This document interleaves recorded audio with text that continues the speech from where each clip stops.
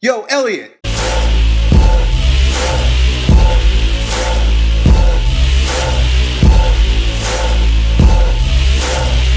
right, got this quick question about my thoughts on kettlebell training and is it resourceful for building muscle or why would you do it? So the very first caveat is I didn't go to Pavel's class. I didn't take the RKC. I've never done any certifications on kettlebell training.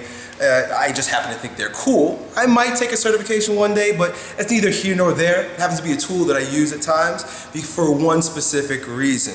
And it is because it's a great form of resistance cardio, in my opinion. Now, you're moving around in very functional, you're using a lot of functional movements when you use the kettlebell. So you had better have some structural integrity first. And I think that's what a lot of RKCers, that's their point. Their point is like structural integrity means everything first before you go and start swinging this fucking weight around, because you can't hurt yourself. I've been training with barbells and dumbbells since I was 14 years old. So the structural integrity is there and my posture is solid. I have pretty good joint articulation and my joints move within their instantaneous axis of rotation. All the shit that I've talked about with regard to posture. So it's not a big deal for me, but if you're a beginner, you might want to make sure that, and you're starting with the kettlebell, you might want to consider the things that they talk about. Now here's a kettlebell. I've only got a couple of them. You want to see over there, and I've used the shit out of them. We throw them around, and you know we only have heavy ones. When you're using kettlebells, if you're doing it like as a sport, they've got like you've got to do like 50, 60, 70 repetitions sometimes. It's fucking ridiculous, and they weigh like 50 pounds a piece. So to me, that sounds like resistance cardio, right? You know, I mean, repetitions that exceed 15, 20, 30, 40 reps, you're training your cardiovascular system and you're also, through the resistance, training your neuromuscular system. So you're getting a lot done in a very short period of time with one piece of equipment. That's why it's so freaking cool. If you watched my video when I was camping with my children about a month ago, I brought a kettlebell with me. When I'm at home on the weekends and I want to get in a workout, I use a kettlebell.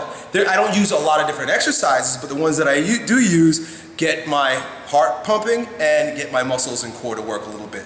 So, I mean, I would demonstrate here for you, and that's kind of was the point of this exercise, this video, but I'm sure my form will get torn apart by you RKC Nazis. But anyway, so a couple of my favorites are snatch, right?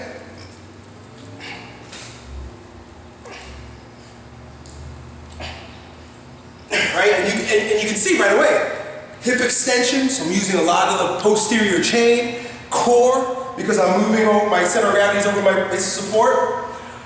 The lats, the arms, boom, pushing through. The speed at which I'm moving is producing power.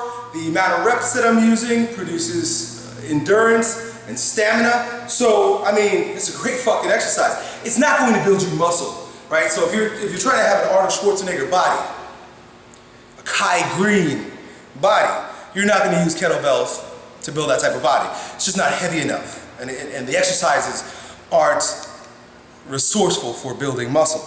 Another one that I like, probably the two favorite that I have, is the one I just showed you, and then just straight up swings.